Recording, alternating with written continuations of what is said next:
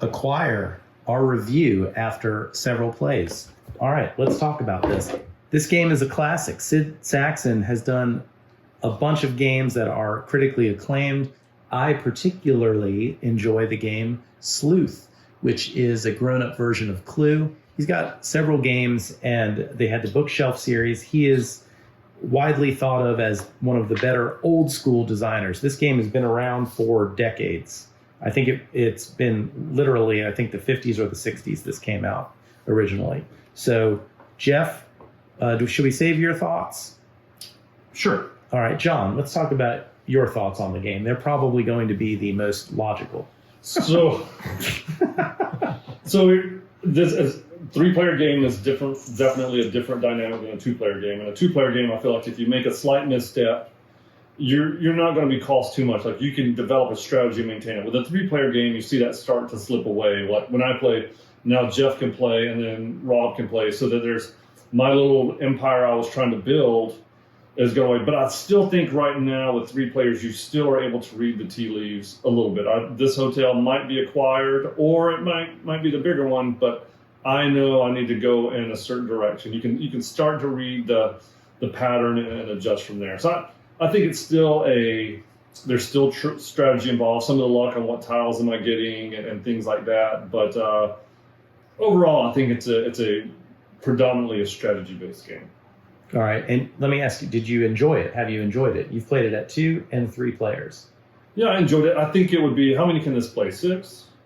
Yeah, I would see at the higher player count, this becomes much more, I'll say, luck.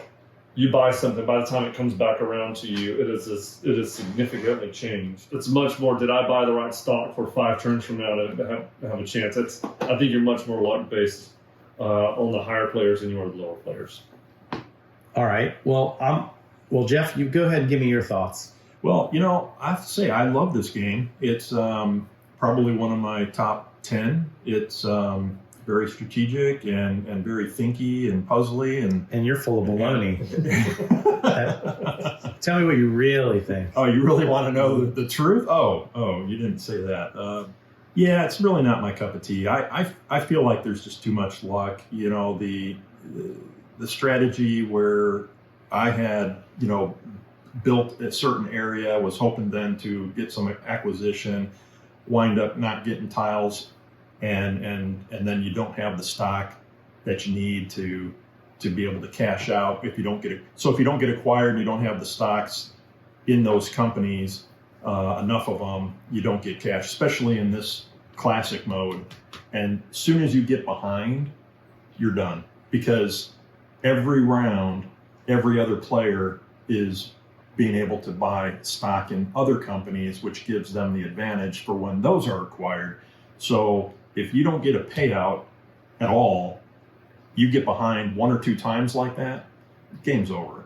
So to me, it's a lot like the 18XX. Like, if you get blocked out of stations, or you get a route that's not, or you get, trains are sold out before you get your chance to buy, you don't have enough money, you get behind. As soon as you get behind in this game, it's over. All right, well, but in the 18XX games, which you've played a lot more than I have, I've played about 1.5 games of 8 different 18XX games.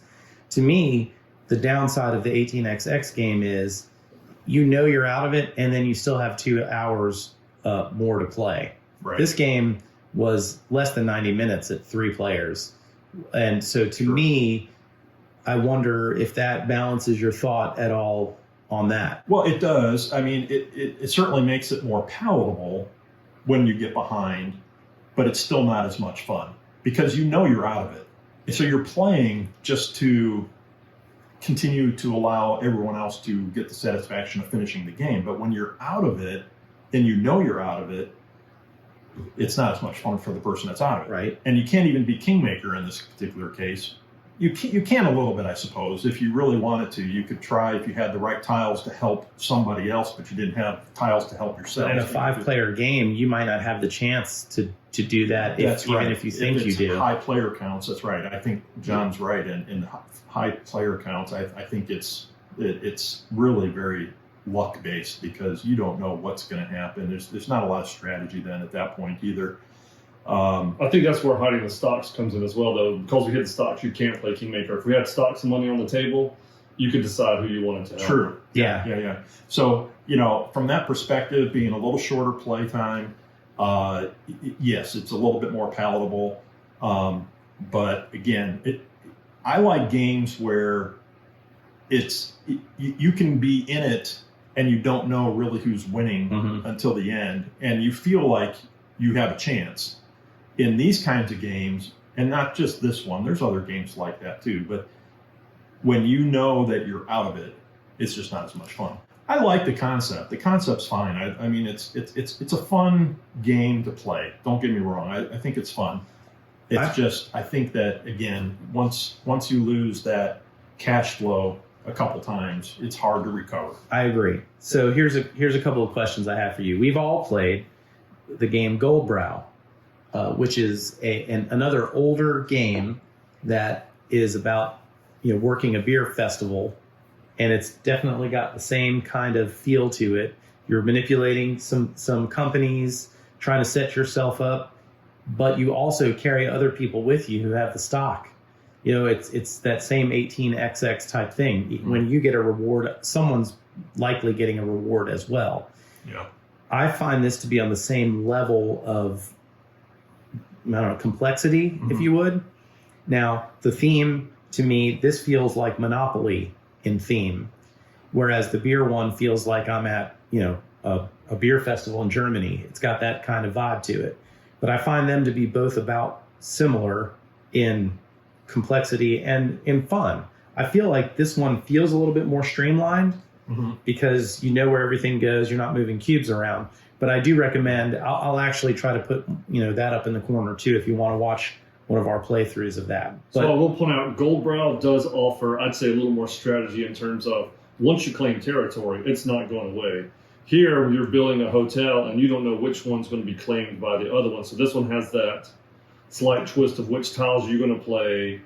And then my hotel now goes away. But to your point, both of us are going to, if we play it right, both of us have stocks when you do that acquisition. Goldbrow kind of says, I've claimed my territory, now I care about stocks. This one says, I hope I get acquired, but if not, I gotta kind of hedge my bets. All right, so I'm going to offer a couple of counters to what both of you are saying, and I don't even mean that in an argumentative way. We'll fight. You already played the game under protest. Here's what I think. First thing is, a game that's been around this long has been around this long for a reason, and I feel like there's more to it than meets the eye. Usually things that are pop song quality, they're going to come and go. The best ones have layers to them. I think this has some layers to it. Here's why. There's definitely luck involved, no question. I think in a two-player game, it felt like luck was more of a factor to me, because if you didn't have the tiles you needed early in the game, and I'm going to point this out as well as part of my argument here, even though I'm not arguing, is the classic mode to me has that punishing factor that old school games loved back in the day, that as we progressed and games have gotten more and more evolved, it seems that we can have the same tension without the feeling that it's over at some point midway through the game for you. Frankly, when we just played our game, I thought that I was losing to John, but I felt like I was in the hunt, and you were a factor because you were eating up stocks that he couldn't buy in companies that he could have gotten a majority in just by virtue of you being there. Let me stay in it long enough to have money to buy more stock to win what ultimately ended up being a $6,000 bonus difference. So I do think that even though luck is a factor here, to me, it seems like in a smaller player count, it's multiplied, because if we were playing a 5 or 6 player game, certainly luck is involved. But a lot of what's going on here is playing the stock market at that point. You're just buying one stock in this, one stock in that. Do you turn 2 stocks in a split, or do you keep one in case a new hotel comes on the board, type of thing? Like if you could buy stock throughout the game, throughout any rotation, I would say, yes, I agree with you. But because I have to buy, I can only buy 3 shares on my turn, now I have 5 turns to wait, and the board evolves completely differently by the time it comes back around. No, that's a good point. That's a good point. Everybody else has strategies, so, but from my perspective, I feel like, again, we chose to play the classic mode. Right. That was going to be my next question. And I do believe, after playing this twice, once as a 2-player and once as a 3-player, that if we were to play the tycoon mode, it might be more balanced. I agree. Because there were 4, 5, 6 rounds where I could not buy any stocks at all. Because you had no money. You had no money. And you were 1 stock short of being in the money. Well, and as soon as you're short on money, again, every round you guys are buying stocks in the small. Yeah, so it snowballs. So you never can catch up, because the next time some small space is being, or some hotel is being acquired, you're not going to have any stocks. So you lose again. And so once you lose, you continue to lose. Here, at least with the tycoon mode, you're going to get some cash. So while some are investing in green, for example, maybe I can afford purple. So I buy a bunch of purple, right, so that when purple gets acquired, maybe I'm in the lead then at that point. Yeah. So I just think it's more of a balancing equation, I think, or a catch-up mechanism, call it what you want. But I think that the tycoon mode might be a better play if you want everyone to be in it and have more tension. Classic mode is heavy punches. Balance mode, or the tycoon mode, is we're all sharing a little bit more. That's in 3 players. Now, if you start increasing the player count, someone's still going to be on the short end of that. So you're never going to fully solve that problem, because it only pays out the top 3. So in a 4, 5, 6 player game, those people are going to get hammered. And I'm specifically talking 2 and 3 players. Right. That's how we played it. Yeah. I don't know about the other side. I've seen this game. I've played it 3 times now, and I've seen it played at a convention with at least, I want to say there were 5, possibly 6 players, and it was super intense. But to me, it seemed like a stock trading game at that point. This was sort of confusing. It looked very mathematical, but it's just a neat way to kind of lay out the board. It really seems like it's more of a stock trading game at that point, and kind of riding along. And even in the rule book, it talks about tits, and some of them are diversify. Primary, secondary, tertiary bonuses are a good way to make money. Watch the smaller active hotels, the stuff that we've figured out. Yeah. Problem is that in the classic mode, certainly at a 3-player game, someone's getting hosed. And I think that's what the downfall, if there is one downfall to this game, it's that you will know you're out long before. Now, one counter to that is, again, I've played it 3 times. You've played it a couple of times. I think if you were better at this game, you know what I'm saying? Wow. If Wow, one, is that an insult? if one were better at this game, Jeff, if you personally had any skill, right. Right. If you weren't a complete and total failure, Right. no, I think that you would find ways, I'm assuming, to nuanced, like it's better to buy one. We were smart enough to do the math on trade-ins of stock and those sorts of things. But I know this time playing through, I was a little bit more aware of taking a gamble on, I'm going to hold back and keep one stock here, because with 3 of us, we were definitely seeing more hotels more quickly. And so holding on to that one orange, I had it at the end of the game, but that was worth a gamble, because if that hotel gets back on the board and it has 4 tiles in it at the end of the game, I might score $3,000 for taking a $700 gamble on that stock. Well, yeah, and see, again, and I think early on, had I maybe diversified into a few other hotels, maybe you were banking really hard on the American. I was, and it never happened. And it never happened. Well, till the end. Right, and well, even Yeah, then, it it never grew really too got big. acquired. I was hoping that it was going to get acquired long before, but even in the case that you're talking about, trading in the stocks, when you're out of cash, trading in stocks doesn't do you any good. Right. That's true. It is a luxury. Because then you can't invest into some of the smaller hotels and hope they get acquired and then be able to get that bonus, because you need that bonus to get the cash. Yeah. In order to then buy more stocks. No, I think these are all good points. I mean, I really like this game. I think I would play it anytime. I think I'd rather play it with more than 2 players, But I think 3 players, I think if we had a rematch of this, I think it would be a much tougher game. And I think if we played it 4 or 5 more times, it would get really, really cutthroat and tight. Yeah, it would be worth playing with, like, just completely jumping from here and going to 6 players just to see how that dynamic shifts. Because that's got to be, I think it's going to be mass chaos. I think so too, but I also think it might be a little bit more fun and a little bit less pressure in some way, because I don't think I would expect to be competitive in that game. And so just buying a stock here or there and then hope it's almost like a racing game or Camel Up or Ready, Set, Bet, where you're basically gambling on this horse to win. Right. And you would assume, I would think that because there's so much more money on the table at the start, your stocks deplete a lot quicker. So all of a sudden now, all 25 of those are going, all 25 of those are going. Yeah, that's true. Well, and if you play classic mode, 4 out of the 6 are going to be,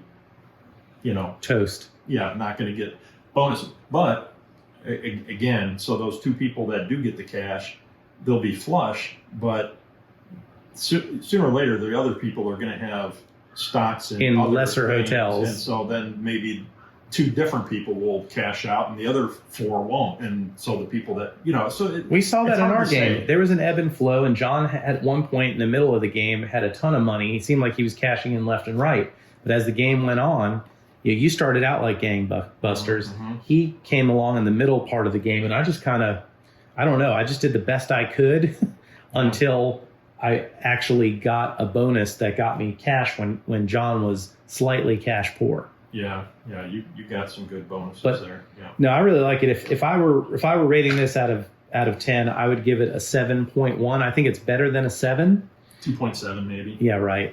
You go to the same school as Monica. You lost the game. Sorry. It's terrible. Got it. Understood. John, what about you? What would you put a number on this out of 10? B+. B+. I like that. Very good. Well, those are our thoughts. I understand why this game has lasted as long as it has, and it does.